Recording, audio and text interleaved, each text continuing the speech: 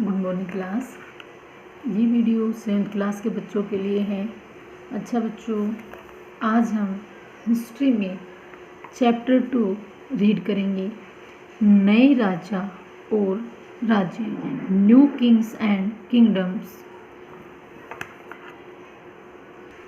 अच्छा बच्चों, first chapter में हमें मध्यकाल के बारे में रीड करा था, जो 8वीं शताब्दी से 18वीं शताब्दी के बीच का जो समय था वो क्या है, उसको मध्यकाल के नाम से जाना जाता है।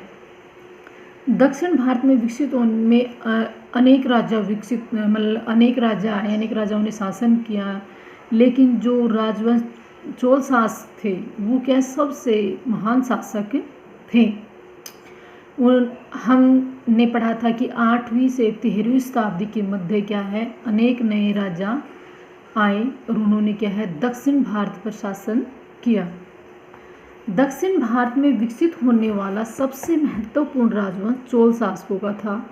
अन्य राजवंश थे जैसे कि चालुक्य, पल्लव, पांड्य, राष्ट्रकूट, ये क्या है अन्य शासक थे, विपरीत थे। उनकी उत्पत्ति के चिन्ह भारत से न मिलकर ज्यादातर दक्षिण में मिलते हैं।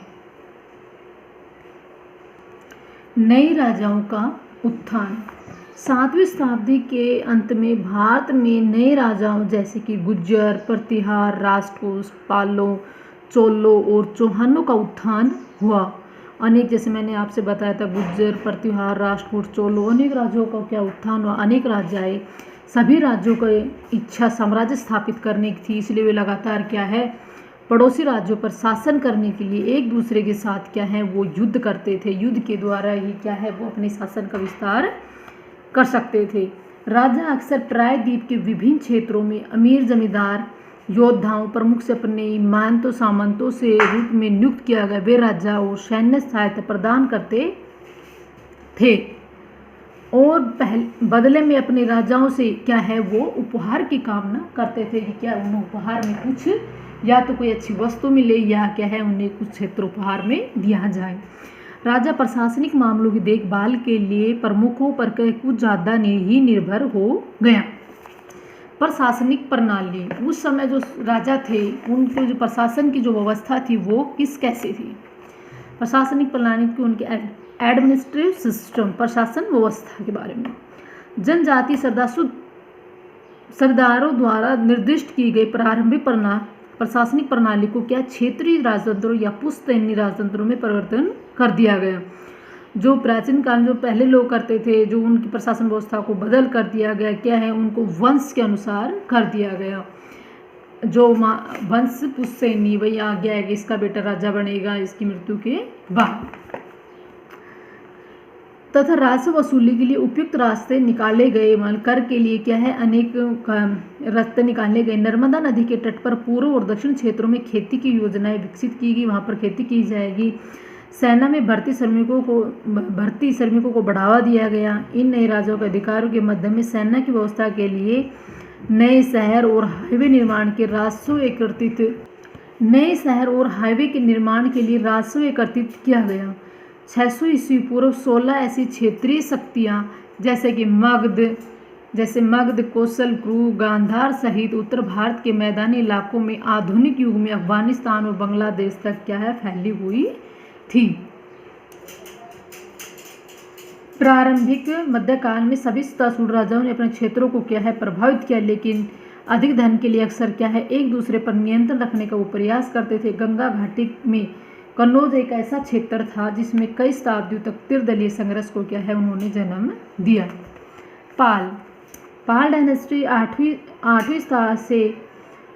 और 10वीं शताब्दी के बीच अनेक शक्तिशाली राजाओं ने भारत के पूर्वी और उत्तरी भागों पर क्या है शासन किया।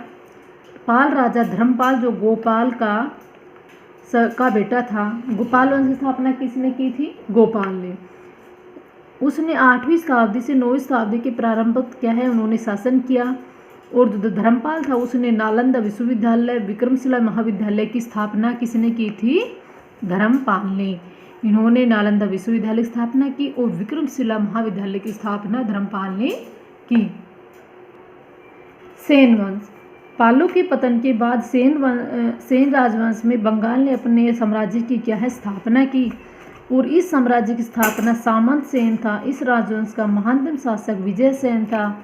उसने संपूर्ण बंगाल पर क्या है विजय प्राप्त की। उसने अपने बेटे बलाल सेन ने उनका कार्यभार संभाला और उसने शांति से शासन किया। वह एक महान विद्वान था और उसने 4 रचनाएं लिखी, जिसमें खगोल विज्ञान। और राजवंश का अंतिम शासक लक्ष्मण सेन था, जिसने शासन काल में मुसलमानों ने बंगाल पर क्या है आक्रमण कर दिया और इस साम्राज्य का क्या है अंत हो गया। अच्छा, अब हम सेन समाज के वंश के बाद हम प्रतिहार के बारे में पढ़ेंगे। प्रतिहार राजवंश, जो एक प्रतिहार क्या है एक राजवंश था, इसमें भी क्या है एक वंश का नाम था जिसमें अनेक महान शासक हुए। इस राजवंश का सबसे महान शासक क्या था? मिहिर भोज। उसने 1836 को कन्नौज के वापस यह हासिल किया और लगभग 1 शताब्दी के लिए प्रतिहारों की राजधानी क्या है बना। उसने भोपाल शहर का निर्माण किया। राजा भोज और दूसरे बहादुर राजाओं ने पश्चिम से अरबों के कई आक्रमणों का सामना किया और उनको हराया। 1915-18 के बीच राष्ट्रकूट राजा द्वारा कन्नौज पर क्या है जो राष्ट्रकूट शासक थे, उन्होंने क्या है कन्नौज पर आक्रमण के पीछे भी हम बात पढ़ चुके हैं पहले कि कन्नौज क्या है, कन्नौज के ऊपर अधिकार करने के लिए अनेक राजाओं ने क्या है युद्ध किए। जिसने शहर को बर्बाद कर दिया, प्रतिहार साम्राज्य को कमज़ोर कर दिया। 1018 में गजनी के महमूद ने इस समय कन्नौज पर शासन करने और राज्यपाल प्रतिहार को बर्खास्त कर दिया गया। साम्राज्य स्वतंत्र राजपूत राज्यों में क्या है ये बिखर गया। राजपूत यह राजवंश जो कि कर्नाटक से शासित होता है काफ़ी कारणों से प्रसिद्ध था। उन्होंने किसी दूसरे राजवंश की तुलना में बड़े क्षेत्र पर शासन किया और वे कला साहित्य के महान संरक्षक थे। उन्होंने राजपूत राजा को उत्साहित